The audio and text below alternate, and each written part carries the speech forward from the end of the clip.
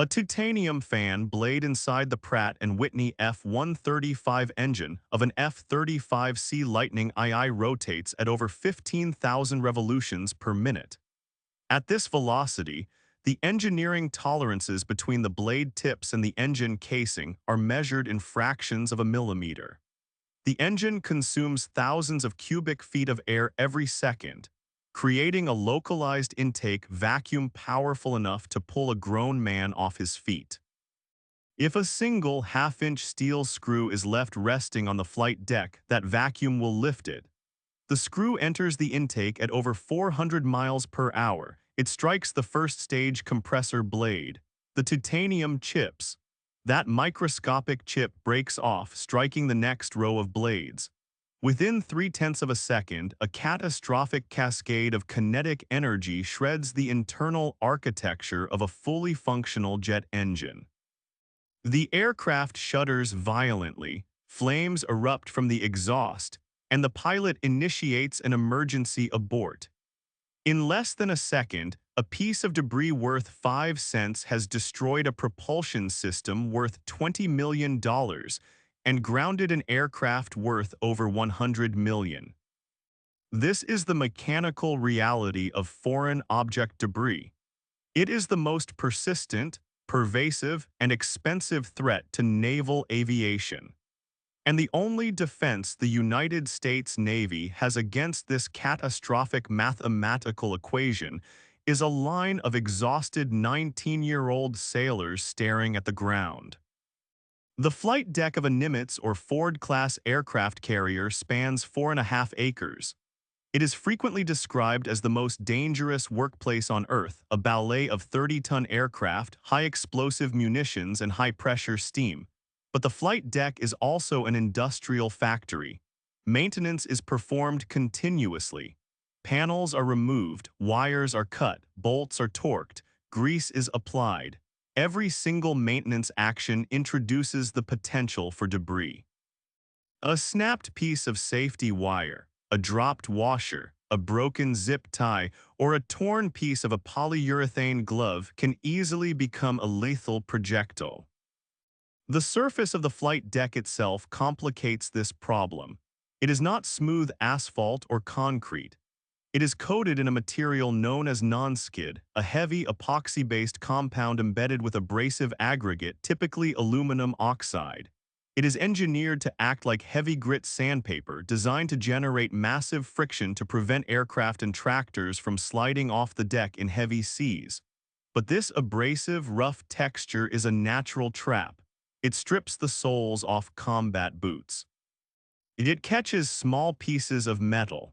Its dark gray, uneven surface perfectly camouflages a misplaced black screw or a dark piece of locking wire. You cannot simply sweep it with a broom. To combat this, the carrier executes a rigorous, daily ritual known as the FOD Walkdown. Every morning before the first flight operations of the day commence, and often multiple times throughout the operational cycle, the announcement echoes over the 1MC public address system. FOD Walkdown. All hands to the flight deck. It does not matter what your primary job is. If you are an aviation mechanic, an administrative clerk, a cook, or a radar technician, if you are not actively standing a critical watch or sleeping after a night shift, you report to the roof. Hundreds of sailors emerge from the labyrinth of the ship's interior. They form a solid human line standing shoulder to shoulder, stretching entirely across the width of the carrier from the port side catwalk to the starboard edge. At the command of the air boss or the FOD officer, the line begins to move.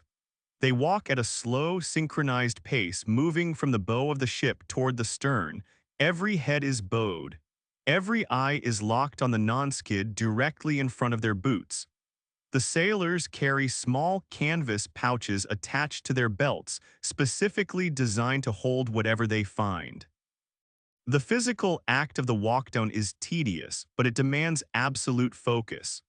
In the high-glare environment of the Persian Gulf sun, or in the pitch-black conditions of a pre-dawn sweep using only red lens flashlights, Finding a piece of gray wire against a gray deck requires intense visual discipline. If the line moves too fast, the officers will halt the formation and order them to back up.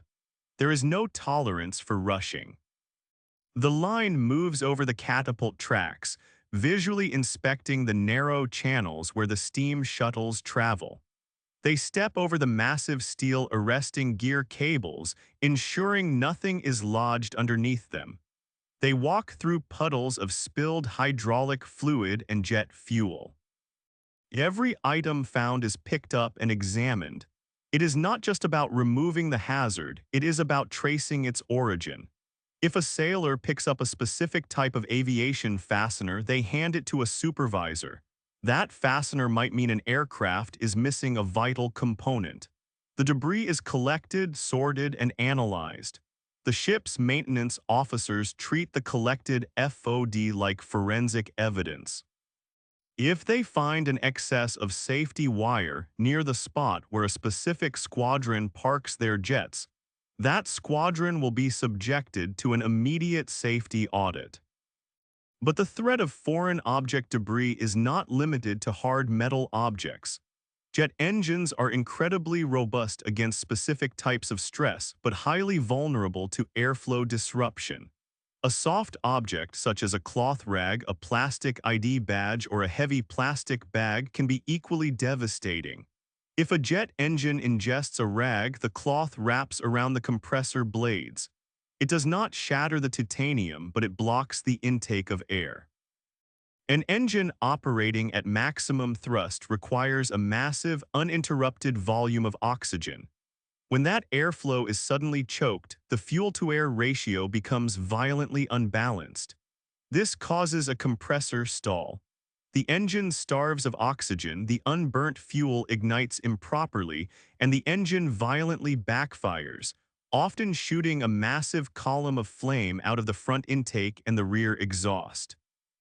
The sudden loss of thrust during a critical phase of flight, such as the exact moment an aircraft is leaving the catapult, leaves the pilot with a fraction of a second to eject before the jet falls into the ocean. Because the stakes are absolute, the culture surrounding FOD prevention dictates every aspect of a sailor's behavior on the flight deck. There is a strict dress code enforced not just for uniformity, but for physical security. Sailors are forbidden from wearing ball caps unless they are secured with a lanyard to their collar. In a 40-knot wind, a loose hat immediately becomes a hazard. Sunglasses must be tethered. Pockets must be zippered or buttoned closed. Pens and tools cannot be carried in breast pockets, where they might fall out when a sailor leans over an intake. The most rigorous and heavily enforced protocol on the entire ship is the Tool Control Program.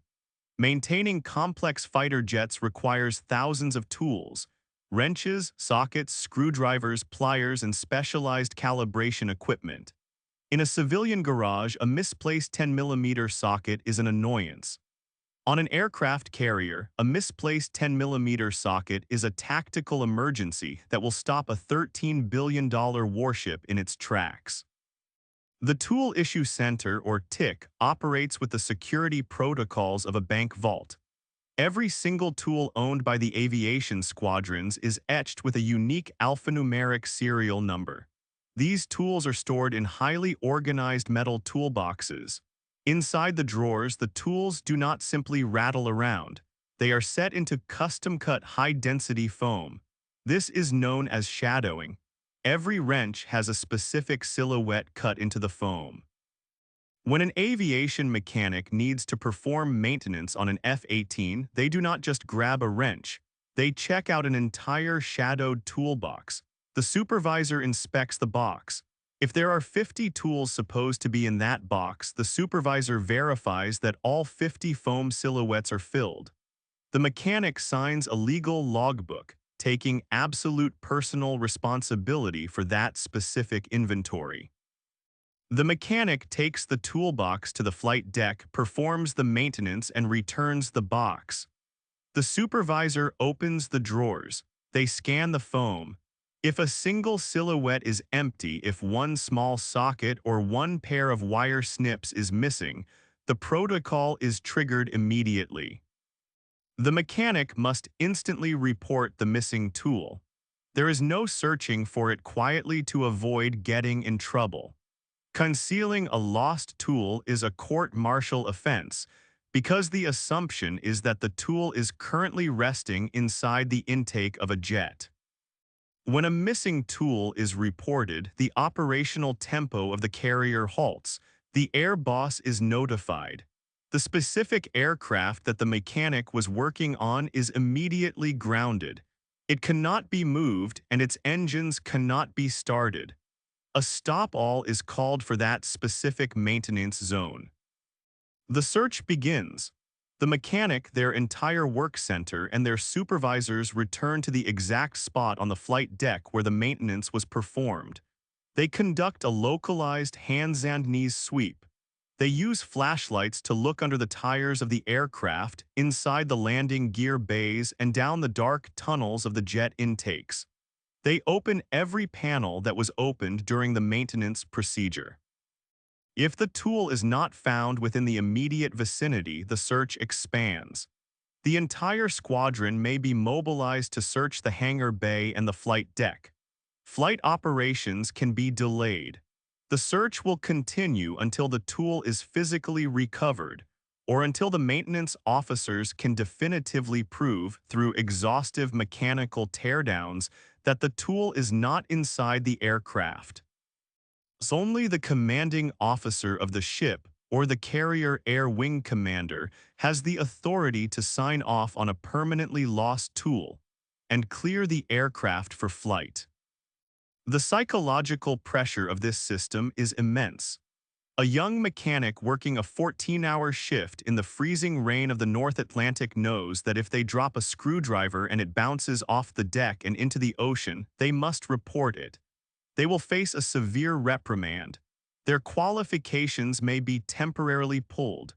But the culture of naval aviation relies heavily on no-fault reporting. The system is designed to punish the loss of the tool, but to aggressively protect the sailor who reports the loss immediately.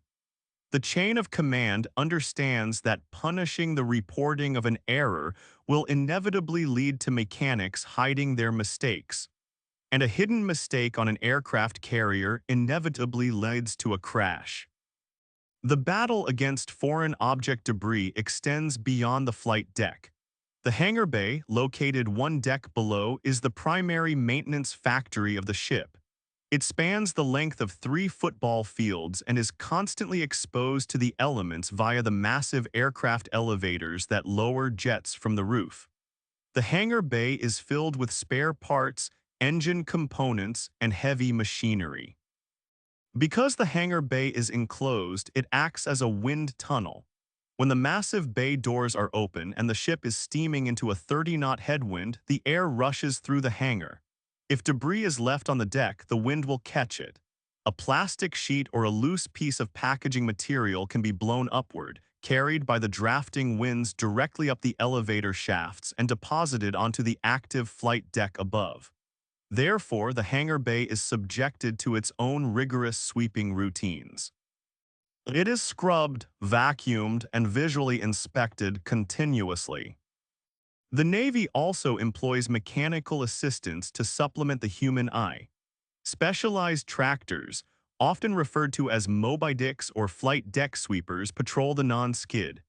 These are highly modified street sweepers equipped with powerful vacuum systems and massive magnetic bars mounted to their front bumpers. They drive in slow, methodical grids across the deck, sucking up dust, sand, and small debris, while the magnetic bars pull up stray screws, washers, and metallic shavings. But technology cannot replace the human line. A magnetic sweeper cannot pick up a piece of titanium wire because titanium is not magnetic. A vacuum sweeper cannot pull a heavy socket out of the deep grooves of a tie-down pad. The physical walkdown remains the ultimate failsafe. The threat of FOD dictates the logistical supply chain of the entire carrier strike group.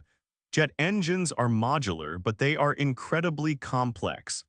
If an engine is destroyed by a FOD strike, it cannot simply be patched on the ship. The damaged engine must be removed from the aircraft. A replacement engine must be sourced. If the carrier is operating in the Philippine Sea, a new $20 million engine must be pulled from a supply depot, loaded onto a heavy transport aircraft, flown to a forward operating base, transferred to a C-2 Greyhound or a CMV-22 Osprey carrier onboard delivery aircraft, and flown directly to the moving carrier. The logistics required to replace a single engine destroyed by a 5-cent screw can consume millions of dollars in aviation fuel and man-hours, temporarily degrading the combat readiness of the air wing. This mathematical asymmetry is what makes the FOD Walkdown a sacred ritual. It is the purest distillation of responsibility in the military.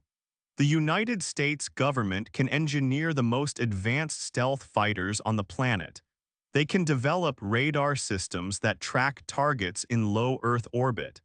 They can build a nuclear reactor that runs for 50 years without refueling. But all of that technology, all of that geopolitical power, is entirely dependent on a junior enlisted sailor looking at the ground, finding a dropped piece of safety wire, and putting it in a canvas pouch.